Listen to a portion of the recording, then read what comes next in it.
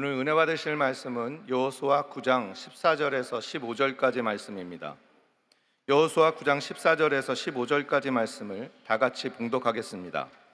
무리가 그들의 양식을 취하고는 어떻게 할지를 야훼께 묻지 아니하고 여호수아가 곧 그들과 화친하여 그들을 살리리라는 조약을 맺고 회중 족장들이 그들에게 맹세하였더라. 아멘. 인사 나누겠습니다. 오늘은 참으로 좋은 날입니다. 우리 모두에게 좋은 일이 일어납니다.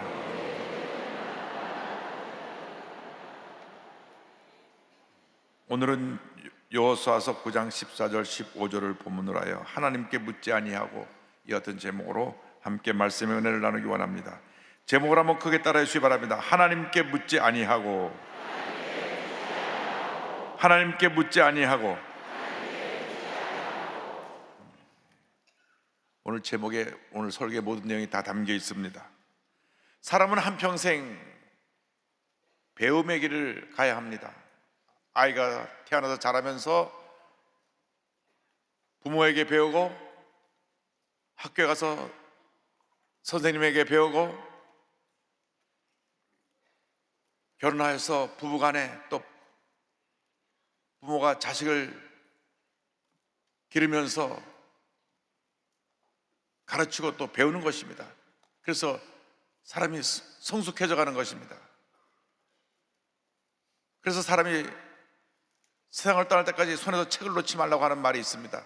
그런데 이런 배움 가운데 가장 중요한 배움은 예수를 믿고 나서 하나님의 자녀로서 하나님의 말씀을 묵상하고 말씀을 통해 하나님의 가르침을 받고 우리의 믿음이 성장하는 것입니다. 배울 만한 모든 것 가운데 하나님의 말씀을 배우는 것보다 더 중요한 것이 없습니다. 이 말씀은 생명입니다. 은혜입니다. 축복입니다. 기적입니다. 이 말씀 속에 모든 것이 다 담겨 있습니다. 누구를 만나든지 어떤 결정을 하든지 늘 하나님 앞에 엎드려 기도하고 말씀을 묵상하고 하나님의 기뻐하신 뜻을 따라 결정하고 선택하는 여러분 모두 되기를 주님의 이름으로 축원합니다. 그러면 그 삶은 형통의 삶이 될 것이요 하나님의 은혜와 기적이 넘치는 삶이 될 것입니다. 예수께서 친히 말씀하셨습니다. 마태복음 6장 33절에 그런즉 너희는 먼저 그의 나라와 그의 의를 구하라. 그리하면 이 모든 것을 너희에게 더하시리라. 주님 말씀하셨습니다. 먼저 그의 나라와 그의 의를 구하라. 하나님의 뜻과 하나님의 나라, 하나님의 통치, 하나님의 다스림이 우리에게 임하도록 그것을 구할 때 하나님의 은혜가 임하게 되는 것입니다.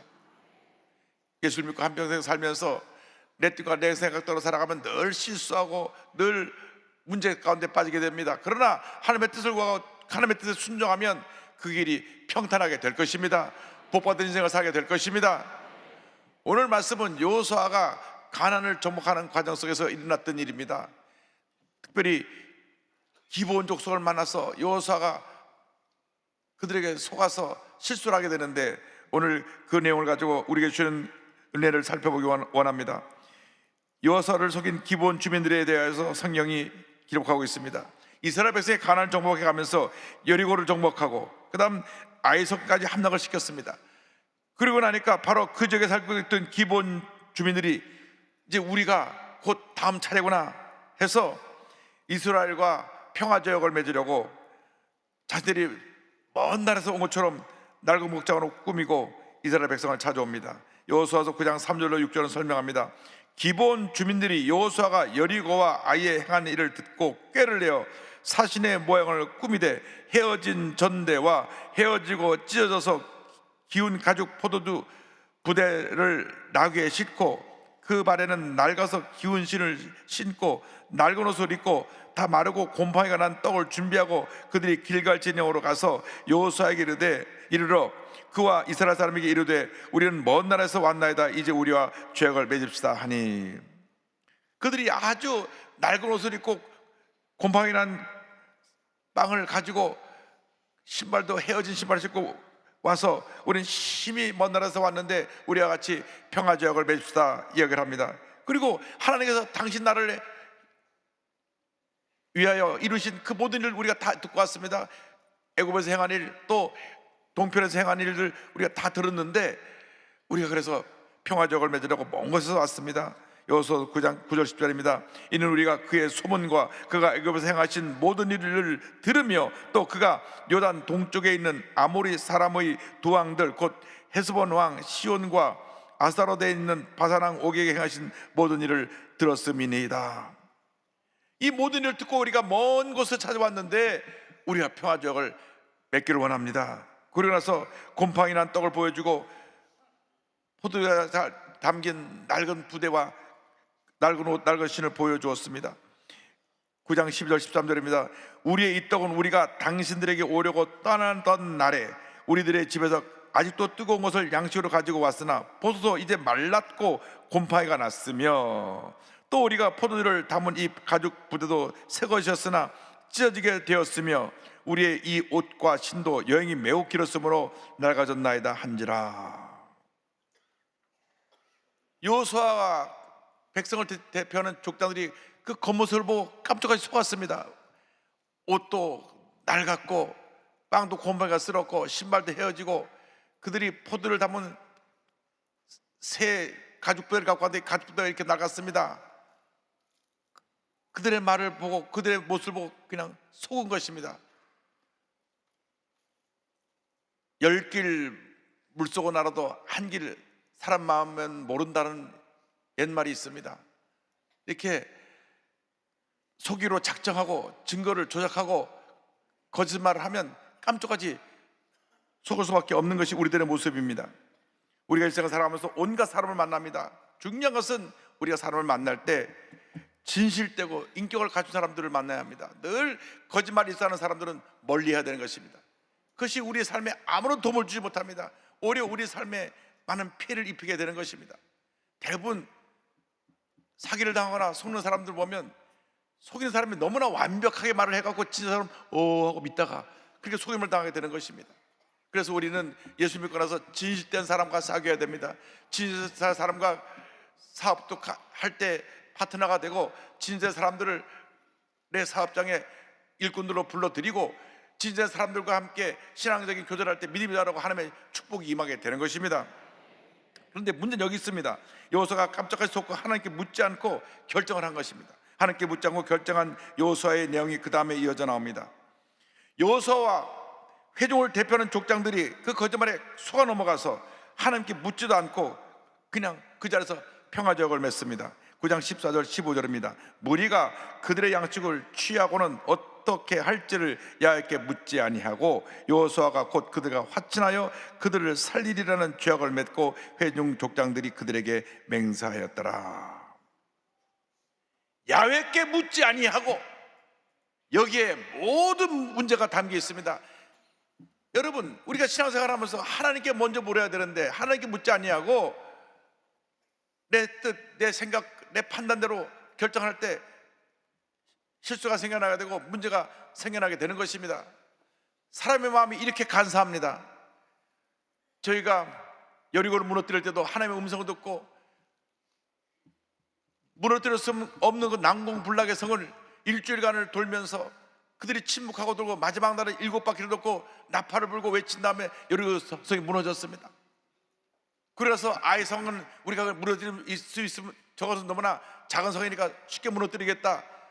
3,000명 군사를 올려보냈다가 패해가지고 그 다음에 회개하고 다시 기도하고 난 다음 하나님의 음성 듣고 가서 아이성을 함락시켰는데, 며칠이 지나지도 않았는데 여리고를 무너뜨리고 아이성을 무너뜨리고 난 다음 그 다음 바로 옆에 있는 기본을 무너뜨려야 되는데, 이때는 하나님께 묻지도 않고 자기들이 찾아온 사람 얘기만 덮벅 듣고 그냥 죄악을 맺어버린 것입니다.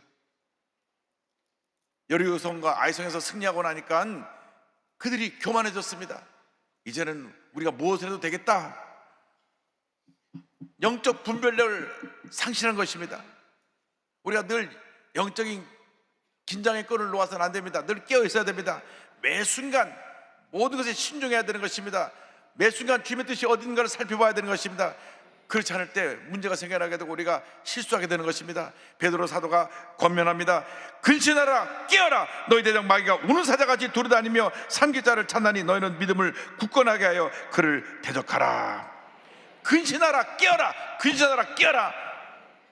베드로 사도가 우리에게 권면하고 경고한 것입니다. 예수 믿는 사람들이 잘 될 때, 형통할 때, 이때 조심해야 되는 것입니다. 고난을 당할 때, 어려움 당할 때 주여 날 살려주옵소서 부르짖고 금식하고 매달리는데 모든 것이 순풍에 돋다시 잘 되면 그때 우리가 실수하게 되는 것입니다.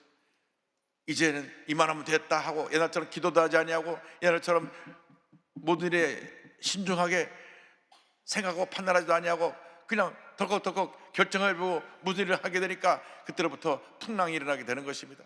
교회가 붕하고 사람들이 몰려올 때 우리가 정신을 차려야 됩니다. 야, 교회가 붕하니까 이젠 다 됐다. 아닙니다. 이제 시작인 것입니다. 정신을 차려야 됩니다. 우리가 교만하고 방심하면 마귀가 우리를 공격해서 우리에게 시험거리를 가져다 주는 것입니다. 그러므로 하나님의 백성인 우리들이 언제나 하나님 앞에 엎드려 기도하며 어린 사무엘이 하나님 앞에 말씀했던 것처럼 주님 앞에 주님 말씀하옵소서 주의 종이 듣겠나이다 고백을 해야 되는 것입니다. 그럴 때 하나님의 은혜가 임하는 것입니다. 그들이 평화지역을 맺고 난 다음 사흘이 지나서야 그들이 그 지역 주민임을 알게 됩니다. 9장 16절입니다. 그들과 죄악을 맺은 후 사흘이 지나서야 그들이 이웃에서 자기들 중에 거주하는 자들이라 함을 들으니라. 우리는 늘 이 같은 실수를 저지르게 됩니다. 크고 작은 결정할 때 너무 성급히 서두르게 되면 꼭 문제가 생겨나는 것입니다. 매 순간 주님 앞에 엎드려 기도하고 하나님의 뜻을 묻고 하나님의 음성, 하나님께서 이제는 가도 좋다 할 때 가야 되고 멈춰야 할 때 멈추고 계약을 하라 할 때 계약을 하고 그 사람 만나서 같이 의논할 때 그렇게 할 때 하나님의 은혜가 임하게 되고 축복이 임하게 되는 것입니다. 우리에게 주시는 교훈이 있습니다.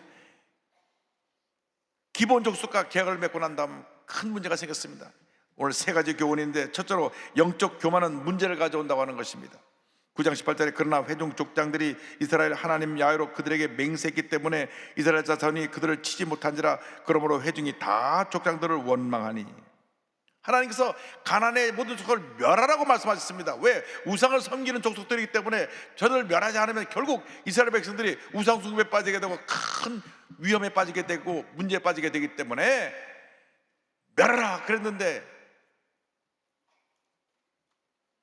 여호수아와 족장들이 그들의 말에 속아서 그들의 모습을 보고 계약을 맺어버리기 때문에 그들은 손을 댈 수 없게 되었습니다. 그러니까 온 회중이 일어나서 족장들을 원망합니다. 왜 이런 결정을 해서 우리를 이렇게 어려움에 빠지겠느냐. 자체 내 내부 분열이 생겨나게 된 것입니다. 그러나 우리가 교회는 어떤 경우에도 갈등과 다툼이 생겨나면 안 됩니다. 어떤 실수가 있고 문제가 있다고 할지라도 갈등과 다툼은 아무런 문제 해결에 도움이 되지 않는 것입니다. 에베소 4장 2절 3절은 권면합니다. 모든 겸손과 온유로 하고 오래 참음으로 사랑 가운데서 서로 용납하고 평안에 매는 줄로 성령이 하나 되게 하신 것을 힘써 지키라. 성령 안에서 우리가 하나가 되어야 되는 것입니다. 하나가 되어서 문제를 극복해내야 되는 것입니다. 영적 교만은 이런저런 문제를 우리에게 가져오는 것입니다. 절대로 우리가 교만하면 안 됩니다. 이만하면 되었다고 고개를 들면 안 되는 것입니다. 우리는 늘 주 앞에 엎드려 겸손하게 기도하면서 주여 내게 말씀하옵소서 내가 듣겠나이다. 겸손에 순종하는 주님의 자녀들이 다 되기를 바랍니다. 특별히 교회를 섬기는 직분자들은 영적으로 교만하면 안 됩니다. 겸손히 섬겨야 되는 것입니다. 예수님께서 친히 말씀하셨습니다. 마태복음 11장 29절에 나는 마음이 온유하고 겸손하니 나의 멍에를 메고 내게 배워라. 그리하면 너희 마음이 쉼을 얻으리니 말씀하셨습니다. 예수님 말씀하셨습니다. 나는 마음이 온유하고 겸손하니 나의 멍에를 메고 내게 배워라. 온유와 겸손으로 주님을 섬길 때 하나님의 복이 임하는 것입니다. 교만은 문제를 가져오지만 겸손은 문제를 해결하고 하나님의 축복을 가져오는 것입니다. 선택은 우리에게 달려 있습니다. 교만의 길을 갈 것이냐 겸손의 길을 갈 것이냐. 우리가 알면서도 잘 될 때는 겸손의 길을 가지 않고 교만의 길로 가는 그러한 실수를 하게 되는 것입니다. 늘 깨어 있어서 하나님 앞에 겸손히 쓰임받는 여러분 모두가 되기를 주님으로 축원합니다. 둘째로 기본같이 고의적으로 남을 속이면 그 대가를 치르게 된다고 하는 것입니다. 여호수아서 9장 22절 23절에 말씀합니다. 여호수아가 그들을 불러다가 말하여 이르되 너희가 우리 가운데 거주하면서 어찌하여 심히 먼 곳에서 왔다고 하여 우리를 속였느냐. 그러므로 너희가 저주를 받나니 너희가 대를 이어 종이 되어 다 내 하나님의 집을 위하여 나무를 패며 물을 기는 자가 되리라 하니, 기본 주민들이 하나님 백성을 속인 죄로 저주를 받아서 대대로 그들은 종이 되어서 나무를 패며 물기는 자가 되어야만 했습니다. 그들 당사자뿐 아니라 자손 대대로 이렇게 험하고 굳은 일을 하는 종살이를 하게 만든 것입니다. 단 그들이 속임을 통해서 목숨을 건지게 되었지만 그들에게 임한 그 고통은 자녀들에게 계속 물려주게 되었습니다. 여호수아 9장 26절에 여호수아가 곧 그대로 그들에게 행하여 그들을 이스라엘 자손의 손에서 건져서 죽이지 못하게 하니라. 목숨은 겨우 건졌지만 그들은 자손 대대로 종살이하는 그러한 곤욕을 치르게 됐습니다. 셋째로 일생을 살아가며 무슨 일을 만났는지 먼저 하나님께 물어봐야 한다는 것입니다. 사업을 하는 사람이 실패하는 이유 중에 하나가 남의 말만 듣고 무리하게 확장을 했다가 사업이 무너집니다. 또 투자하지 않을 때 쉽게 투자했다가 많은 재산을 잃기도 하는 것입니다. 모든 것이 신중해야 됩니다. 잘 될수록 더 신중해야 됩니다. 저는 주변에 주식해가고 돈 벌었다는 사람 한 사람도 들어본 적이 없습니다. 전 주식이 뭔지도 모르지만 하여간 주식에서 돈 벌었다는 사람 없어요. 남의 말 듣고 투자했다가 또 돈 날리고 또 돈 날리고. 그래서 모든 것이 매사에 신중해야 되는 것입니다. 보이스피싱 조심해야 되는 것입니다. 고금리 대출 조심해야 되는 것입니다. 부산에서 자영업을 하는 분이 핸드폰에 다음 아래 택배 주소 링크를 눌러서 주소를 고쳐주세요, 수정해주세요 하는 걸 탁 누르니까 갑자기 핸드폰이 멈춰버리고 목통이 되어버렸습니다. 그래가지고 이게 도대체 무슨 일인가. 그때 빨리 그 핸드폰을 들고 경찰서를 가든지 어디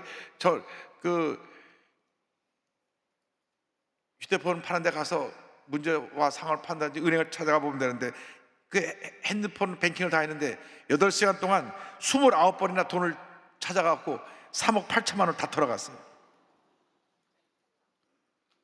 어저께 모든 뉴스에 다 나왔습니다. 그러니까요, 핸드폰 스마트 뱅킹이란 것도 그 배우는 게 좋은 것이 아니에요. 저는 아직도 좀 무식해갖고 은행에 가서 기다렸었다가 또 500만 원 주세요 찾아오는 게 더 좋더라고요. 그거 뭐 핸드폰으로 다 한다고 젊은 사람은 그러는데 이게 한번 링크 잘못 눌렀다가 3억 8천만 원이 싹 다 날아갔어요. 조심하시기 바랍니다. 남 빚 보증 서주는 거 절대 하지 마시기 바랍니다. 원칙에 벗어난 것은 그 어떤 것도 하면 안 됩니다. 하나님이 하라는 것만 하면 됩니다. 하나님이 하라는 것만 하면 복을 받는 것입니다. 이 여의도에 조영희 목사님, 하나님께서 성전을 지어라 순종해갖고 다 반대했는데 이곳에 땅을 사고 이 교회를 지었습니다. 그때 얼마나 힘들고 어려운 시간을 보냈는지 모릅니다. 유류파동이 나서 모든 물가가 뛰고 재정적인 어려움이 와서 4년 동안 공사가 멈춰 있었습니다. 또 공사비도 마련되어 있지 못했습니다. 다 반대했습니다. 서대문에 살 때 우리 너무나 살기 힘든데 버스 타고 어떻게 매주 교회를 가느냐, 버스값 걱정을 했습니다. 이 호흡을판에 이 모래사장에 덩그러미 우리 교회 하나 짓고 저쪽에 국회의사당 하나 져 있고 저쪽에 시민 아파트 하나 있었습니다. 아무도 없어요. 그러니까 뭐 다들 반대했습니다. 4년 동안 목사님이 정말 하나님 앞에 엎드려 눈물로 기도하고 고난의 시간을 통과했습니다. 그래서 이 교회가 지어졌는데 그 당시 73년도에 50년 전에 10억 공사비니까 지금 한 1,000억쯤 될지 모르겠습니다. 그 교회가 지었는데 자, 지금 어떤 일이 일어났습니까? 하나님 은혜 가운데 우리 교회가 얼마나 복을 받았는지 국회의사당에 세종시로 이사를 가면서 이 서여의도의 모든 고도잔을 다 풀어가지고 저한테 국회의원이 달려와서 얘기합니다. 목사님, 여도교회 대박이 났습니다. 여도교회가 이제 40층 이상을 올릴 수 있는 고도잔이 풀렸습니다. 그래가지고 빨리 계획을 세우십시오. 뿐만 아니라 요 여의도 공원에 세종문화관 제2세종문화관이 곧 지어지는데 그게 들어오면은 그 밑에 지하 주차장이 얼마나 넓은지 여의도 수목교 교회들은 주일날 수요일날 주차 걱정할 필요가 없게 됐습니다. 할렐루야. 저희 여의도 교회에서 자금을 유치해 가지고 여의도 공원 지하에다가 3층으로 파고 지하 주차장을 만들 계획을 세웠는데 아예 서울시에서 제2세종문화관 저주기로 져갖고 주차장을 만들어준다니까 우리는 가만히 앉아서 다 되는 거 보고 있기만 하면 됩니다. 하나님의 은혜인 것입니다. 하나님이 가라면 가면 되는 것입니다. 복을 받는 것입니다. 저희가 63빌딩 앞에 땅 2,500평을 샀습니다. 장로님들이 막 반대를 했습니다. 왜 쓸모없는 땅, 개발도 못한 땅을 사느냐? 왜? 교육부 지용지역이었기 때문에 교육시설 외엔 짓지 못하게 묶여있는 땅입니다. 그래서 많은 사람들이 그 땅을 와서 살려다 못 사고 간 땅인데 왜 우리가 그 땅을 더버덕 사갖고 목사님 그거 바가지 썼습니다. 그 필요없는 땅을 왜 샀습니까? 막 얼마나 공격을 하는지 제가 입 꼭 다물고 있었습니다. 그런데요, 얼마 좀 지나고 나니까 누가 그 땅을 팔려고 옵니다. 750억에 사시라고 팔라고. 안 판다고. 이제 우리가 그 땅을 도시자산공사에서 세 차례 유찰된 걸 600억에 샀는데요, 그때 600억을 산 게 아니고 그 땅 가치가 얼마나 높은지 은행 융자를 받는데 보통 땅 갖고 30-40%밖에 못 받는데 90% 융자를 받아가지고 60억에 샀어요. 그 땅을 2,500평을. 그런데 그 땅을 조금 있으니까 750억에 파세요, 1,000억에 파세요, 1,200억에 파세요.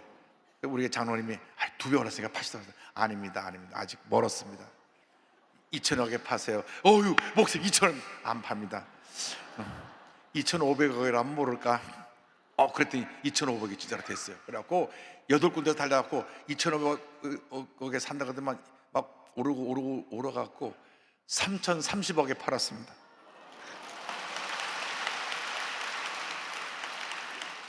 그렇게 반대가 많았는데 3,300에 파니까 다들 입싹 불평한 사람이 싹 사라졌어요. 60억 갖고 산 것이 3,030억이 됐으니까 구세상에서 깜짝 놀라갖고 야, 이거 여의도 교회에서 너무나 수입 많이 생겼으니까 절반은 세금으로 내놓으라고 절반 가져가고, 그 다음에 우리가 융자 받은 거 다 갖고, 그리고 지난 코로나 3년 동안 우리 교회가 사람의 주일날 예배를 못 드리기 때문에 1년에 200억씩 적자가 나는데 그걸 적자 다 메꾸고, 할렐루야. 저 하남에 동부성전 250억 들여서 하나 짓고, 또 지축에 베델성전 또 하나 짓고, 또 그 다음에 은평성도 하나 이번에 또 구입하고, 또 강동성도 하나 또 구입하고, 동작성도 구입하고, 성전 5개를 준비할 수가 있었습니다. 할렐루야.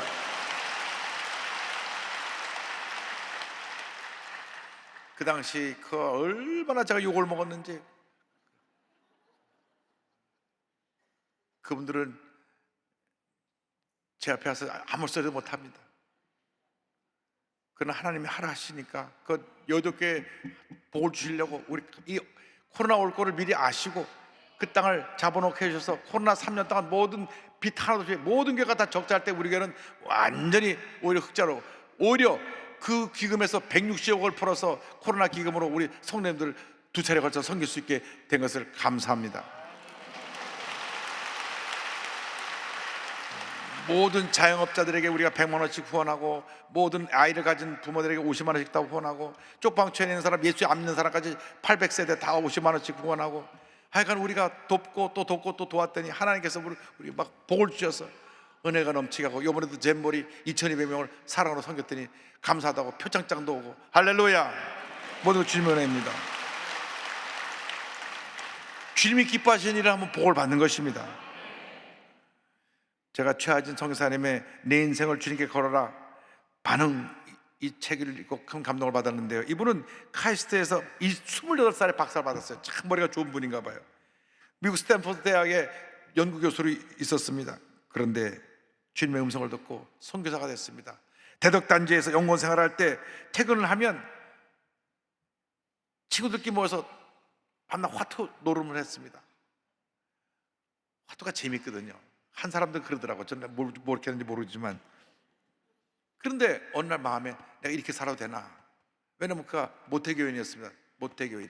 어머니 뱃속부터 교회를 다녔는데 주일날 교회 다녔지만은 자기가 이렇게 밤낮 화투 노름이라고 하는 것이 부끄러웠습니다. 그래서 회개하고 성경을 읽는데 창세기 11장 31절 32절에 데라가 아브라함과 함께 갈대우를 떠나서 가나안으로 가다가 하란에 멈춰서 있는 동안에 데라가 죽습니다.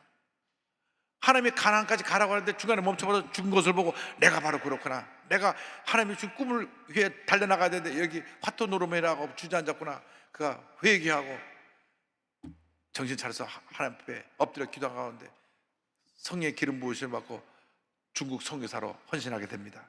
자기가 대학 교수로서 그 모든 보장된 걸 다 내려놓고